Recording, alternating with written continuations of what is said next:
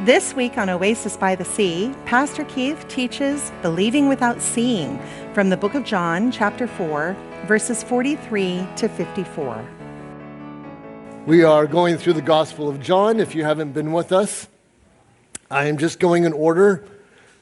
Sometimes when I do this, the coincidences are weird. Like you're not trying to make something line up, but you're just going through and then things line up. And you're like, okay, well, that's the way it is. This coming week is going to be obviously a big deal in American politics. Cheryl and I can attest that this seems to be of great interest to Australians because both of us have been asked about a zillion times what we think about the election or who we might vote for or who we think is going to win. And we have tried desperately to just simply not answer because that's not what we're here for. I have a policy of not preaching politics from the pulpit, and I have no intention of changing for this sermon. I'm not going to tell anyone who to vote for. I don't do stuff like that. There's a reason not one New Testament writer chose to make politics a key point, except to ensure that we all know to obey the government whenever possible and to pray for our leaders. And that's about the extent of what the Bible says about government. And if that's what the Bible says, that's all I'm going to preach. But as a bizarre coincidence, this Sunday of all Sundays landed on a passage that is about Jesus interacting with a politician. I did not make this up. I didn't plan this. It is nevertheless what happens in this passage is Jesus has a confrontation with someone in politics. And that is the way it goes. We're going to try to pull some things out of today. Let's go to the next slide. Two interesting aspects of this event. Jesus is interacting with a politician. The second one is that this is the second miracle of Jesus out of 7 recorded in the Gospel of John. You may not know this, but John only picks 7 miracles, which is by far the least of any of the Gospels, and he's very deliberate about which ones he picks. And he gets high value out of all 7.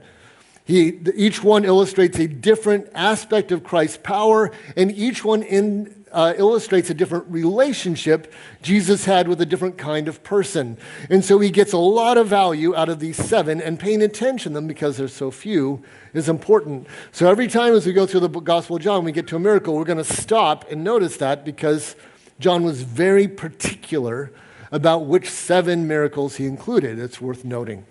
So this is the second one, and that's important.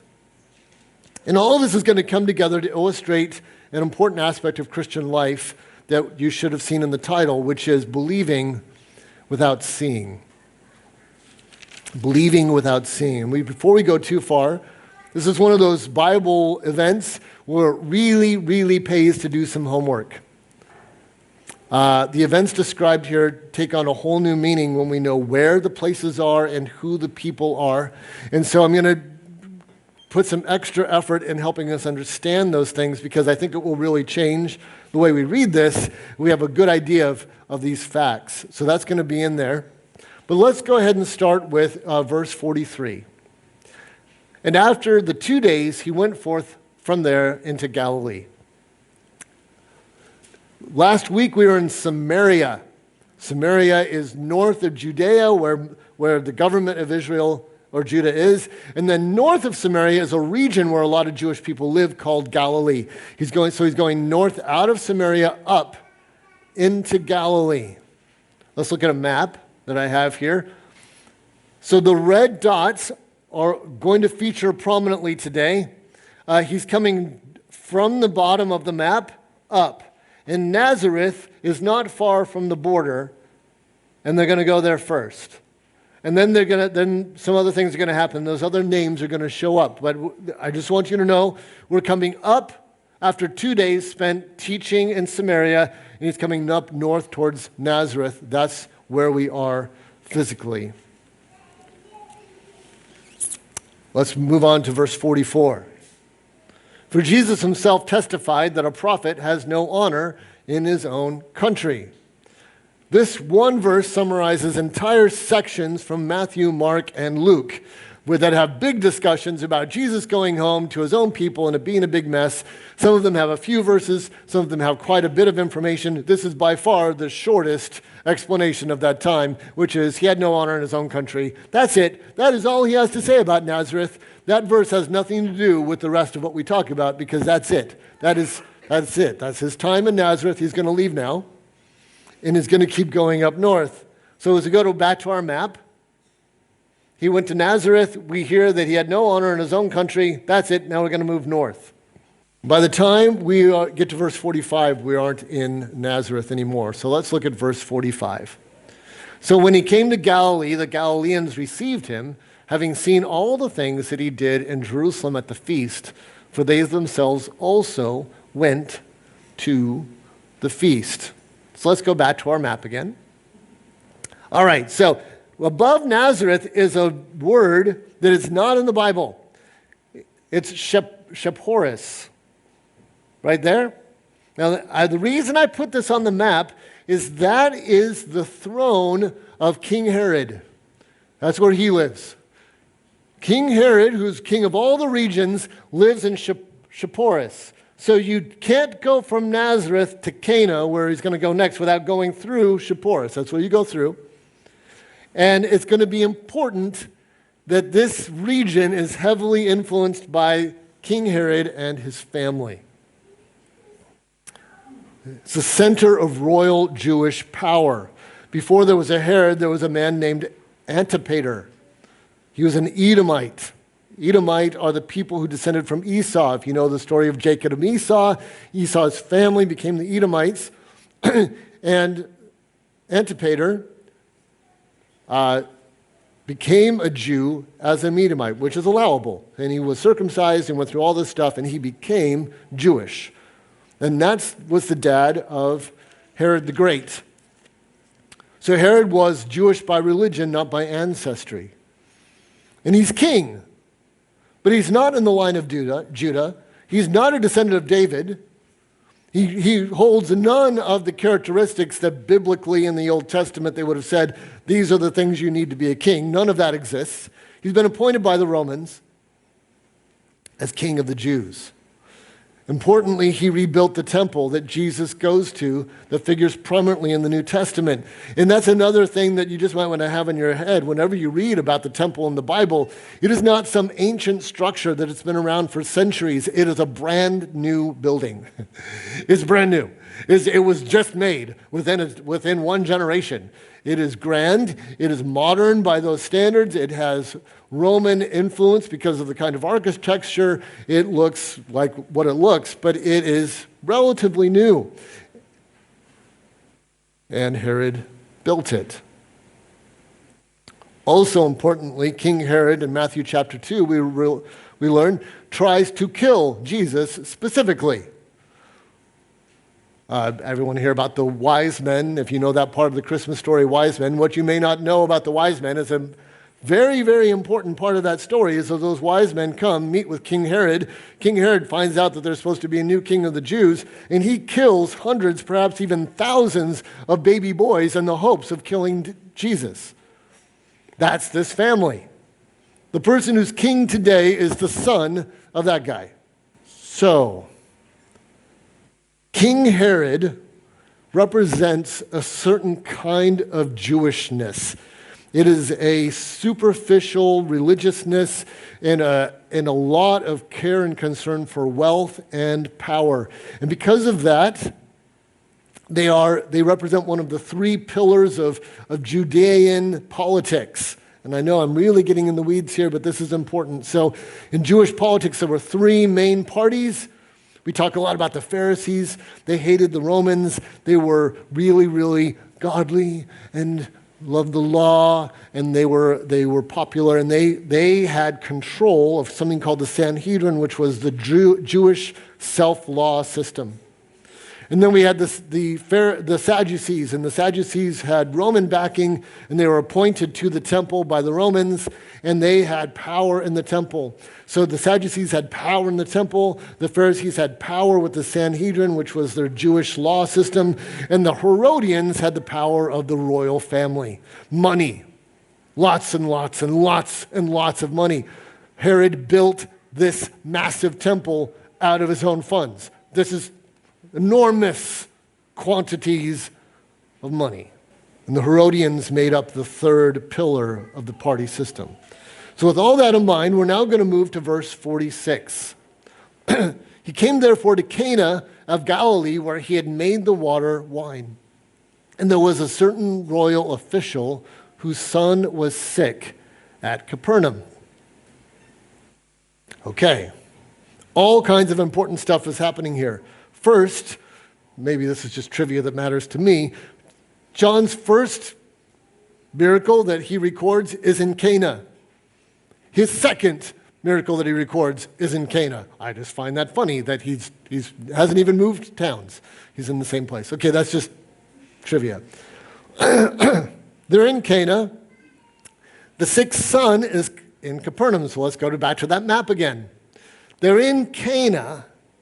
The son is in Capernaum. I just don't want you to think that the father is asking, could you go down the street and heal my son? That is an 8-hour walk.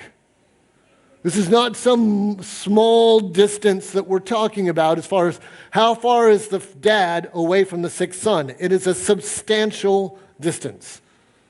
It's a long way. He's not asking, hey, could you come down the street and heal my son? Or could you maybe come down the next town 5 minutes away and heal my son? He's like, would you go on an 8-hour walk with me to heal my son? That just feels a little different to me. That we need to understand that. And if you don't look at a map, you never know. That's the level of commitment this man is asking of Jesus. Would you come do a lot? That's something we need to understand. Capernaum is right next to the Sea of Galilee. In Capernaum, we're going to have a bunch of stories of Jesus where he teaches from a boat to people on the shore. It's a fishing town. They're not in Capernaum. They're in Cana.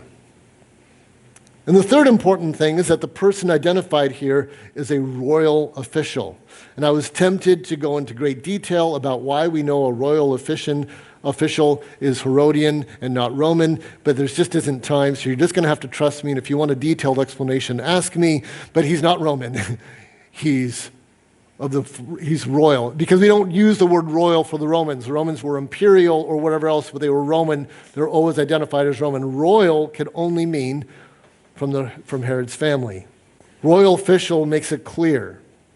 And that means that this is not just another version of the Roman centurion story who had faith in Matthew chapter 8. This is a different person. This is a different event. A royal official means one of two things. It means possibly this person is actually of Herod's family. That's possible. This person's physically, genetically related to Herod, or that they are so loyal to Herod's family that they are still part of the royal official thing without being a member of the family. But I'm going to tell you, we're going to find out later in this that this person had servants, slaves, they are wealthy. No matter how you slice it, they have personally benefited from the line of Herod in a very substantial, very real way. They have a vast amount of power because of who they are, because of their connections to Herod. So, let's look at John 4:47. We're going to go to the next one. When he heard that Jesus had come out of Judea into Galilee, he went to him and was requesting him to come down and heal his son, for he was at the point of death. So, this Herodian, this person loyal to Herod's family, the supporter of Herod's royal authority, is asking him this favor. Would this matter to Jesus, and should it matter to Jesus? Let's look at I'm going to show you a family tree. This is going to be hard to read in the back, and I'm sorry. I got it as big as I possibly could. This is Herod's royal family, but it also reveals some things that are going to happen here. At the top, we have Blue, Herod the Great. He tried to kill Jesus personally. Like personally. He didn't have some policy that in general was bad for a group of people. This could be like for me, it wouldn't be that the government had a policy that was generally against pastors. It would be that my picture and photograph and name were on a billboard somewhere saying, kill this guy. The government, this Herod wants to kill Jesus personally. That's Herod the Great. And now we're the green guy on the far left, Herod Antipas. That's who we're dealing with now. He's going to kill John the Baptist. That's Jesus' cousin. He's going to have his head cut off. The current king is going to kill Jesus' cousin. He's going to cut his head off. The next king, King Herod Agrippa, he's going to imprison Peter, and he's going to execute James, the son of Zebedee, another one of the disciples. This isn't a good family. This isn't happy stuff. This is a family that hates Jesus and all he stands for. The Herodians are going to be part of the plot to crucify Jesus. In other words, Herod's influence is going to be directly part of Jesus dying. Let's look at Mark 3:6. And the Pharisees went out and immediately began taking counsel with the Herodians against him as to how they might destroy him. It will be a specific political goal of this regime to kill Jesus. The political power that this man has spent his life devoted to has tried to kill Jesus and will succeed in killing him, and will in every way possible in the future oppose the church. Next slide. Today, this man does not care about political ties or promises or objectives because his son is dying.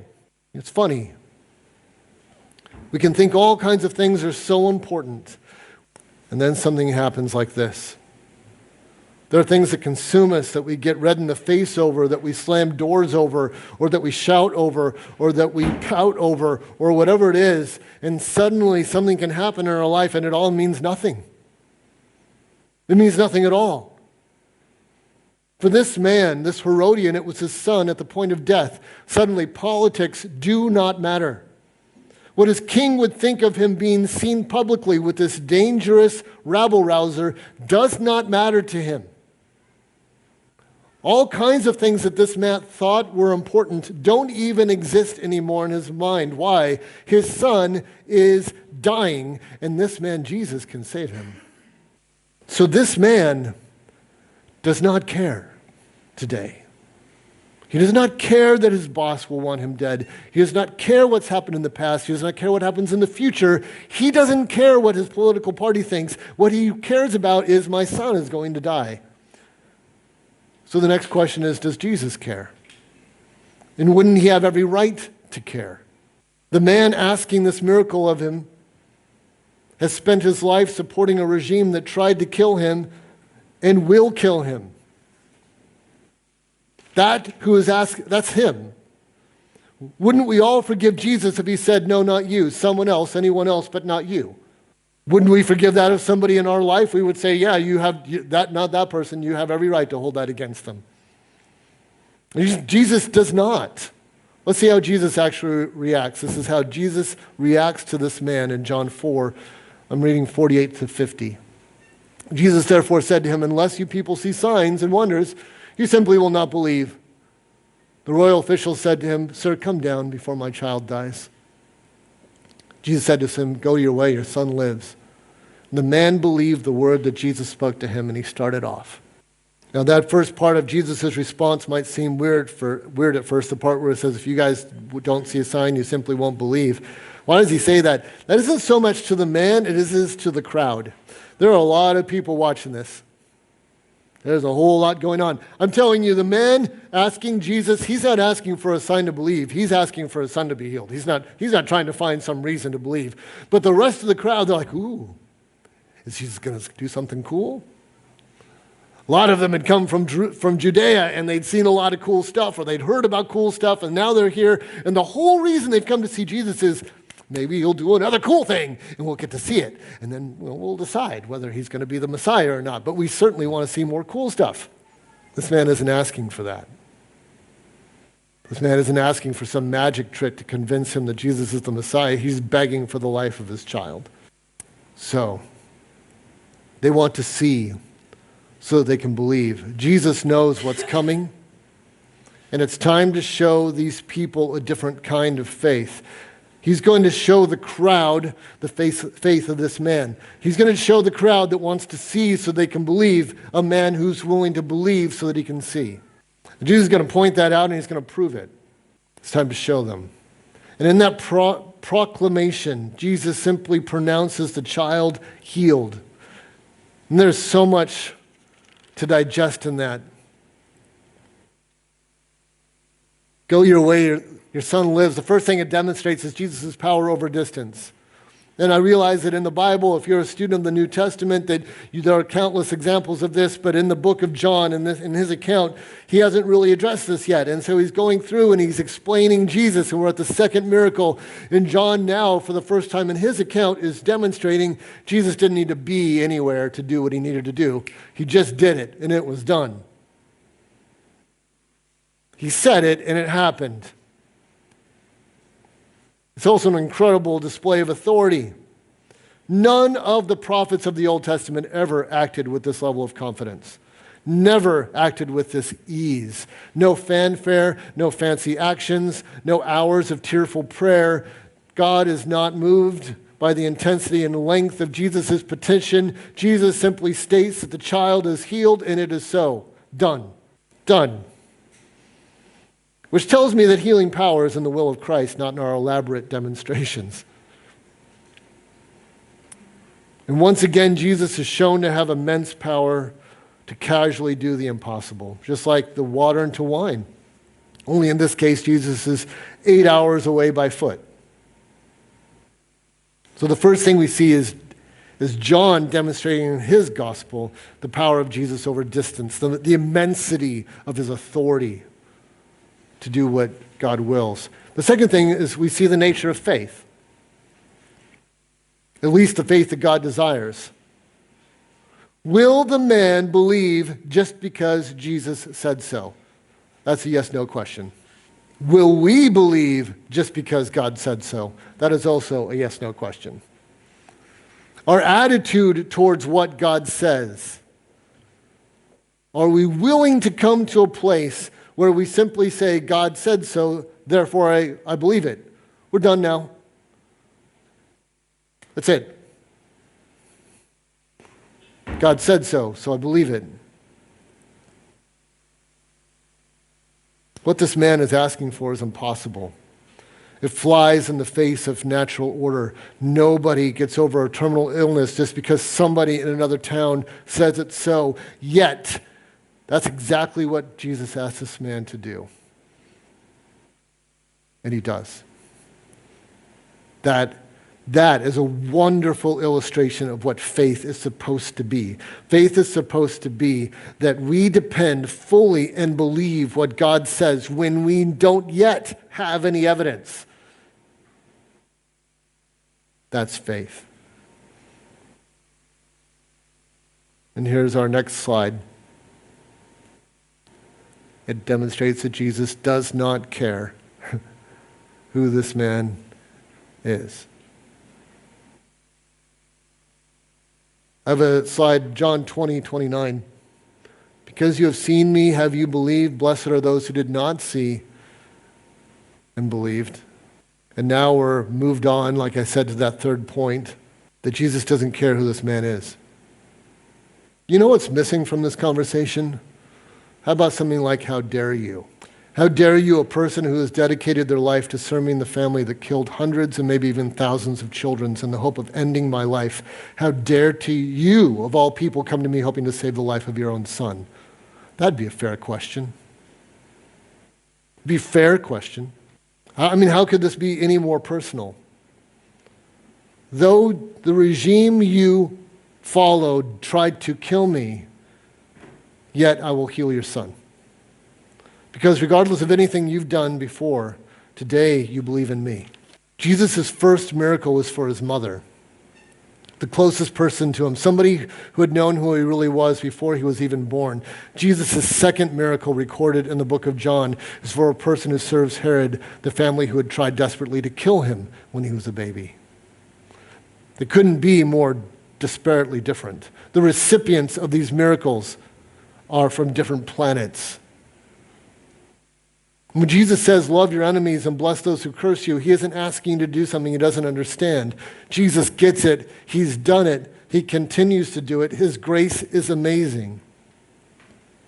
The rest of the section simply tells how this royal official learned that his faith was rewarded. Let's go to verses 51 through 54. Now, as he was going down on that 8-hour walk, his slaves met him, saying that his son was living. So he inquired of them the hour when he began to get better, and they said, yesterday at the 7th hour the fever left him. So the father knew that it was at that hour in which Jesus said to him, your son lives. And he himself believed, and his whole household. This is again the second sign that Jesus performed when he had come out of Judea into Galilee. A whole household of Herodians believed. Instead of arguing with them about politics, Jesus met them at the point of belief, and they were changed. And this is one of the great truths of the power of Jesus. Next slide. While other people tried to get bad people to act like good people, Jesus was busy transforming bad people into good people. And the difference here is so dramatically important because it's something that consumes us and can confuse us and get us thinking and trying to do the wrong thing ourselves. Because trying to get bad people to act like good people isn't actually what God is trying to do. The whole point is to turn bad people into good people. And that's a totally different process. That's a totally different thing. This represents the limitation, not just of biblical laws, but of all laws. Next slide. Laws have no power to transform, so the transformed have no need of laws. This is the whole point of what was trying to be explained by Paul when he talked about the law over and over again throughout the New Testament. The law never changed anyone. It forced people to act a different way, but it didn't change them. But the changed, as I talked about at communion, as we begin to emulate Christ, as we turn into something else, as we realize who we can be, as our insides become something different, we begin to act and behave in a way that is beyond the law, past the law. There is no law against patience, goodness, kindness, gentleness, self-control. There's no law against these things. You will become someone to who needs to give you a law. Because you are good. You don't need laws to get good people to do good things. Our problem is that without Jesus, there are no good people. So laws are the only option, but they can only impact behavior. They can never change identity. And so going back to the beginning, we have this episode in the life of Jesus where a politician, a person directly involved with governmental powers and in opposition to him, comes to Jesus for help, desperate help. And his blind faith changes his life. So maybe here's the first question. Do I have as much faith as this guy did? Maybe that's the first question we should ask ourselves. Would I believe? Do I believe? If God says it, do I believe it? Period. No proof required, I believe it. Are we struggling in our faith? Are we struggling to believe that God will faithfully do all that he has said? Do we question it? Do we worry? Is our faith really in Christ, or have we moved it? Something else. Anything else. Nothing else is worthy of your faith. Everything else will let you down. Only Jesus, only God's favor, only his grace can be counted on, period. It's the only rock. There are no other rocks. There are no other ones. So don't allow our faith, we can't allow our faith, what we depend on for peace and solidness and trust and our assurance and our sense of we're okay, that can never move off of God to anything else. And if it does, we're on shaky ground because we don't have any control over that.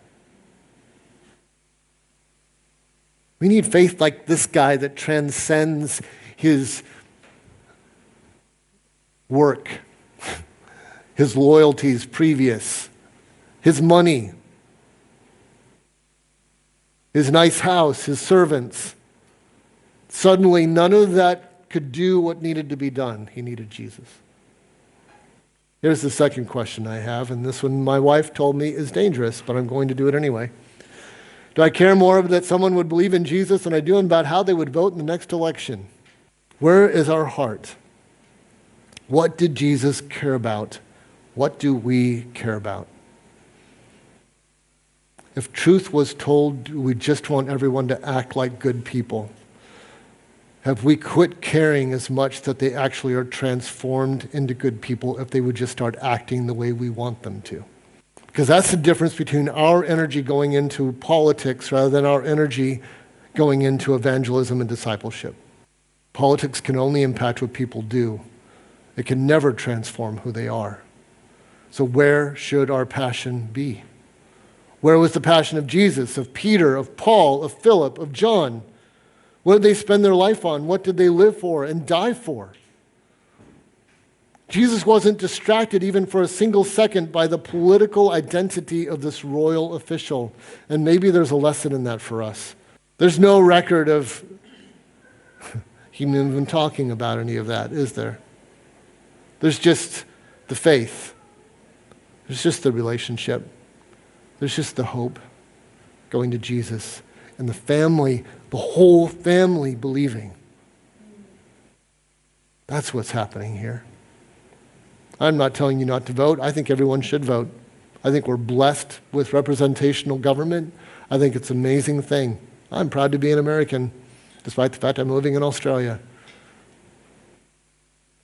But I'm not confused into thinking that my government can save the world, or even a single person. It can't. Only Jesus saves people. And only Jesus transforms people. And there should be no mission or focus or idea or concept in our life that is more important and more consuming that we would be sharing the good news of God's grace with other people. Nothing should ever overshadow that. This is an incredible story of faith. And it's an incredible story of Jesus and how he treats someone who he had every right to treat wrong or different or judgmentally. And yet he doesn't. And there are so many ways that this might impact us individually, and I don't know whether you are a person who needs just to hear about faith, or whether inside you know that there are some people in your life that the truth is you're not sure you want them to go to heaven, let alone have the boldness to care more about their eternal destiny than arguing with them about who's right. I don't know what you need to hear. But whatever it is, I hope that the Holy Spirit's working in your heart. Let's pray.